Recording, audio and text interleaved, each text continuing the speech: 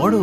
আলহামদুলিল্লাহিল্লাযী আহইয়ানা বা'দামা আমাতানা ওয়া ইলাইহিন নুশুর। আলহামদুলিল্লাহিল্লাযী আহইয়ানা বা'দামা আমাতানা ওয়া ইলাইহিন নুশুর। লা লা লা লা লা লা লা লা লা লা লা লা লা লা